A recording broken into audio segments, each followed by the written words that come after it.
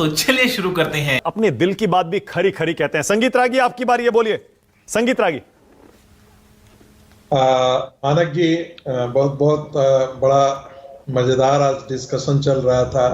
आज संगीत रागी आप भी आज फंस गए ऐसा लग रहा है। मुझे लगता है कि मलूक नागर जी ने जो दूसरी बार आपने मौका दिया उसमें उन्होंने सुधार लिया, अपनी गलती को सुधार लिया, और वो सच कह रहे हैं कि नरेंद्र मोदी 10 साल के अंदर जिस प्रकार से सामाजिक एम्पावरमेंट को एक नई परिभाषा दी है, सामाजिक न्याय की एक नई परिभाषा दी है, वो इस देश के राजनीतिक व्याकरण को पूरी तरीके से बदल करके रख दिया है।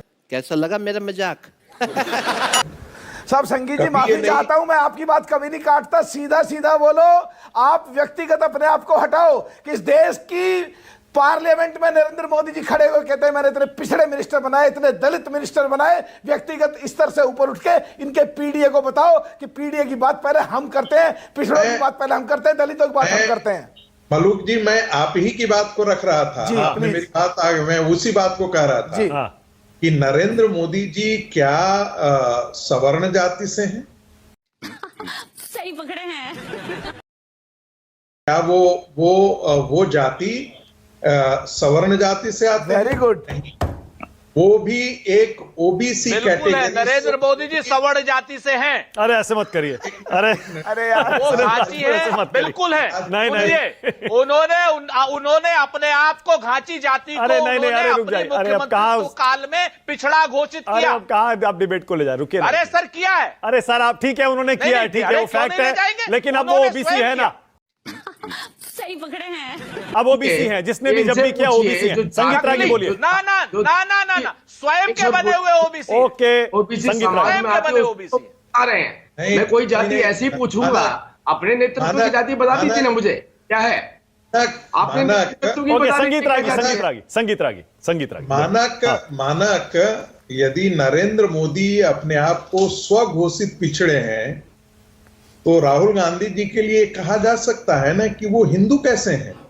वो तो स्वघोषित हिंदू हैं। भारत के अंदर गोत्र परंपरा तो पिता से आती है। संविधान के तहत, संविधान के दायरे में नरेंद्र मोदी जी पिछड़े हैं, डिक्लेयर में पिछड़े हैं, कागजात में भी पिछड़े हैं। यदि फिरोज गांधी से यदि एंसेस्ट्री लेकर के हम चले आए, तब तो लगता है कि भाई राहुल गांधी और प्रियंका गांधी वाड्रा हिंदू कहां से हैं? तो वो तो डिक्लेयर करने के लिए है, कैम्ब्रिज में जाकर के और विदेश जाकर के वो अपने आप को क्रिश्चियन के तौर पर प्रोजेक्ट करते हैं। भारत में चूंकि राजनीति उनको इसके लिए मुफीद मिलती है, क्या बोला तूने? तो यहाँ हिंदू के तौर पे इस डिबेट को हम छोड़ देते हैं। कब उन्होंने क्रिश्चियन घोषित किया? आप कैसी बकवास की बात कर रहे हैं संगीत रागी? उस तरह से हम छोड़ देते हैं। कब उन्होंने क्रिश्चियन घोषित किया? अब जब सीधा घोषित किया संगीत रागी, या तो प्रमाण दीजिए और नहीं तो माफी मांगिए। गजब बेइज्जती है। ये बदतमीजी की बात नहीं चलेगी। आप ही का बोया हुआ बीज है ये डिस्कशन में, डिबेट में आप ही ने बोया है जातियों वाले ऐसा। और कितने भाषण ओके, एक सेकंड, ओनली संगीत रागी को लाइए। ओनली संगीत रागी। देखिए, 2 लोगों का टाइम बचा है, संगीत रागी या आनंद दुबे नहीं बोले। संगीत रागी कंप्लीट करिए, मैं चाह रहा हूं थोड़ा सा आइए, जल्दी कंप्लीट करिए। मानक, मैंने तो उसी बात को जिक्र किया है जिसके बारे में सुब्रमण्यम स्वामी ने बहुत खुल करके चुनौती दी थी। राहुल गांधी के पासपोर्ट को कोट किया था, सर्टिफिकेट को कोट किया था, और आज भी वो चैलेंज के मुफीद है। अरे आप सुब्रमण्यम स्वामी की बात को कोट करेंगे तो ऐसी हजारों उनकी और बातें हैं जिनको आप, अगर कोई और कोट करेगा तो फिर आप कहेंगे देखिए तो सुब्रमण्यम स्वामी नरेंद्र मोदी के लिए। नहीं, मैं तो देखिए सुरेंद्र जी, आप बदतमीजी नहीं चलने वाली। या तो ये कहो कि क्या नाम राहुल गांधी और उन्होंने कब कहा कि वो क्रिश्चियन जाति से घबराते क्यों है? अपनी बात से हटो मत संगीत रागी। देखो, डिबेट ऐसी होनी चाहिए, पूरा वर्ल्ड देख रहा है, तो लगे भारत देश के नेता अच्छे पढ़े लिखे हैं, अच्छे विचारों के। ऑलराइट, ये उचित नहीं है। ओके, एक सेकंड, वन सेकंड, संगीत रागी कंप्लीट करिए जल्दी से। मानक भाई, करबद्ध प्रार्थना है, गलत नहीं। मानक जी, आप मुझे सुरक्षा दीजिए। सुरेंद्र राजपूत जी बहुत बड़ी पार्टी के, अभी नई हारी हुई पार्टी के प्रवक्ता हैं, तो वो तेवर गुस्से में है। वो हमको बोलने नहीं देंगे, मुझे जानता हूँ वो मुझे बोलने नहीं देंगे। मुख्य मुद्दे पर आते हैं। गुस्से में आज क्या फायदा? हाँ, झूठ बोलते हो। ओके, आइए मुद्दे पर आइए। संगीत रागी जल्दी फिनिश करिए। मक्कारी करते हो। अरे सुरेंद्र भाई रुकिए ना, दो लोग बोल रहे हैं, प्लीज, दो लोग और बोलने बाकी है, उनको बोलने दीजिए। संगीत रागी आपके बारे में बोलना शुरू कर दिया तो फिर आप भाग जाएंगे। अरे छोड़िए ना, नहीं पर्सनल मत करिए। संगीत रागी आइए मुद्दे पे आइए। अरे हम नहीं भागेंगे, आप बोलो। आइए मुद्दे पे आइए। बोलो। दूसरी बात, हाँ, महत्वपूर्ण मुद्दा है कि क्या विपक्ष संसद को चलने देना चाहता है या नहीं चलने देना चाहता है। विपक्ष संसद को नहीं चलने देना चाहता है और चलने देगा भी नहीं। तो सत्ता पक्ष को ये चीजें हमेशा ध्यान में रखना चाहिए कि राहुल गांधी अराजकता का नेतृत्व कर रहे हैं और इस अराजकता का नेतृत्व आने वाले दिनों में भी करते रहेंगे, ताकि संसद के अंदर विमर्श नाम की कोई चीज नहीं बचे। इसलिए पहले दिन से वो उस तरीके के भाषा को लेकर के आते हैं, उसी प्रकार की टिप्पणी उनकी संसद के अंदर होती है और उसका वो प्रतिकार आप 2.5 घंटा आप अपने बोल लेते हैं, विपक्ष बोल लेता है और प्रधानमंत्री को बोलने नहीं देता है। प्रधानमंत्री के समय आप नारेबाजी करते हैं, अपने समय आप चुप्पी लगा करके रखते हैं। यदि वही बात, वही व्यवहार यदि सत्ता पक्ष यदि राहुल गांधी के बोलते समय करता, तब कैसा इस देश में मैसेज आता? और राहुल गांधी ने कौन सा संसदीय मर्यादा का पालन कर दिया? एक बात। दूसरी बात, अब मान करके चलते हैं महाराष्ट्र की राजनीति में आते हैं। मुझे लगता है कि महाराष्ट्र की राजनीति में जिस प्रकार से भारतीय जनता पार्टी फंसी हुई है, मुझे लगता है उसके लिए एक बहुत मेस अपने लिए क्रिएट कर लिया है। अजित पवार न निगलते बन रहे हैं न उगलते बन रहे हैं।